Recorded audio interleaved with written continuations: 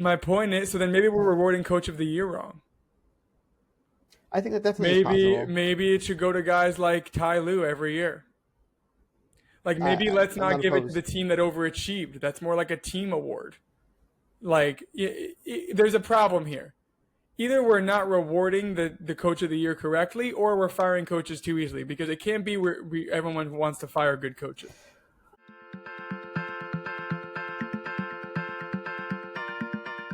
Yeah. I'll say one thing which I don't like, and then we could either end it or we could talk about who we think the Knicks will hire. But I think that might be a more fun conversation for later when rumors start. Might be too soon. Um, I'm gonna read you the Coach of the Year awards since 2018. Okay, 2017, 2018, Dwayne Casey. That was the year Toronto won the title. Dwayne Casey won. Mike Budenholzer, 2018, 2019. That was the year. I don't remember what happened. That was a Giannis MVP year. Um, sorry, Dwayne Casey That was wasn't the year not they won the the was not the title. title year. That was a different year. That Right. was the There was no DeRozan this. year. That was It was the year DeRozan before and that. Lowry. Nick Nurse, 2019. That was the Right. Kawhi year. Tom Thibodeau, 2021 year. That was the year it was just crazy. The Knicks were just good when they were supposed to have 4 wins. Monty Williams, 21-22. And Mike Brown, 22-23. Every single coach of the year from 18 to 23 has now been fired. Yeah. The, I don't know what we're doing here. Like, why do we fire good coaches? Um, it's interesting just because in each of those situations, I feel like there was like meaning the Dwayne Casey one was the year before they won the title. If he had like if he had Kawhi instead of like if they had done that trade and Dwayne Casey was still the head coach, I feel like they still would have did had the same result that they had. Um, It was a different team. right, but I'm saying he was fired off of the merits of them not being able to get over the hump to beat LeBron James. My point is, everyone here also wins Coach of the Year and also gets fired. And it's just, are you a good coach or a bad coach? Which is it? When you say each one of them has their own reasons, you could say that for one or two. But this is now 6 straight years from 2018 to 2023 where the coach of the year, meaning the best coach that season, was fired at minimum 1 or 2 years later. For Thibodeau, it was 4 years later. So, like, what are we doing here? Did Mike Malone never won Coach of the Year? Correct. I don't think so, no. But he won the title. That's pretty nuts. Yeah, that's pretty nuts. They never won it. Um, yeah, But he was also, we I talked about that when he was fired. The I just don't like this culture that the coaches in a players league, it's a players first league. We always blame the coach, and I don't think this is the case. I think sometimes it is. Like I'm not going to say the Warriors made a mistake firing Mark Jackson and hiring Steve Kerr, and or that the Raptors made a mistake firing Dwayne Casey and hiring Nick Nurse. But I don't think that Doc Rivers is much better than Mike Budenholzer.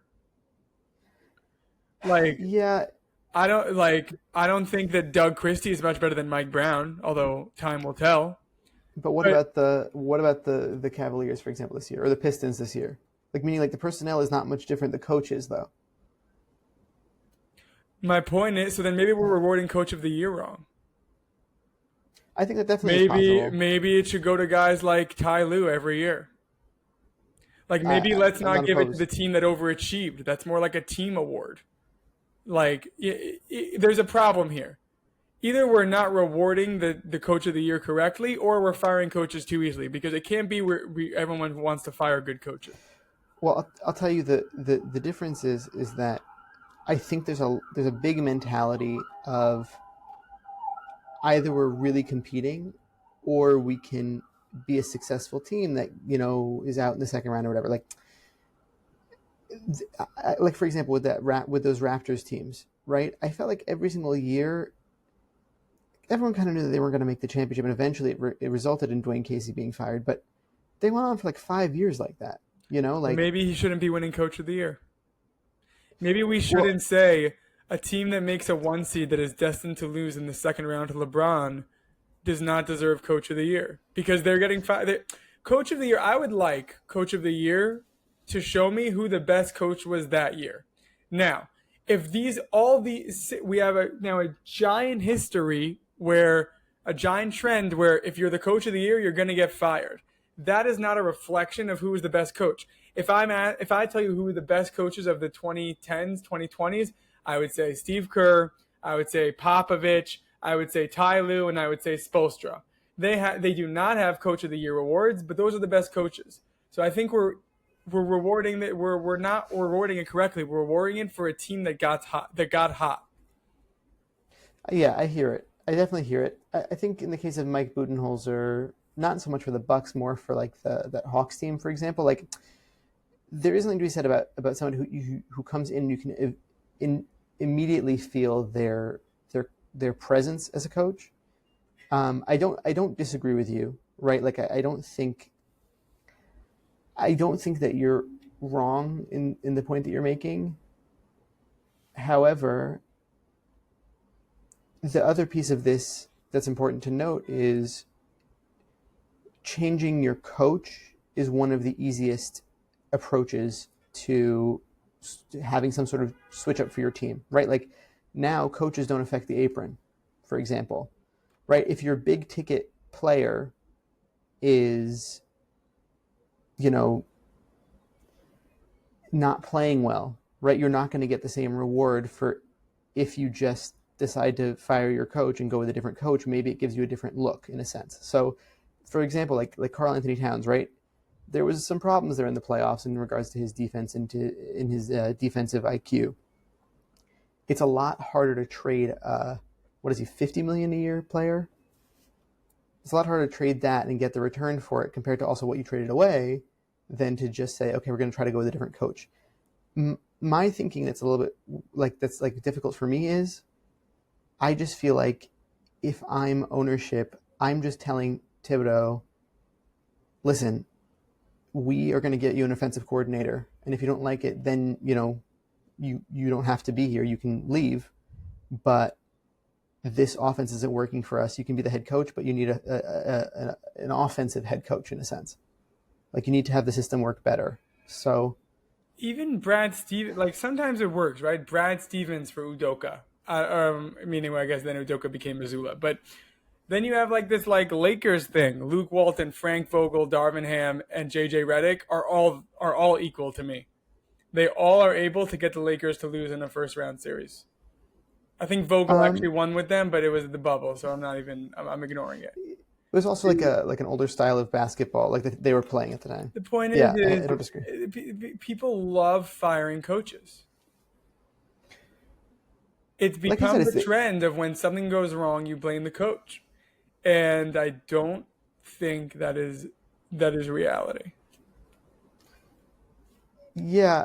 I don't. I like I'm saying. I don't disagree with you. I just feel like remember when when Paul George was complaining about Doc Rivers, and then they brought in Nick Nurse, and then Paul George basically did the exact same thing the following season. Like, I I don't know.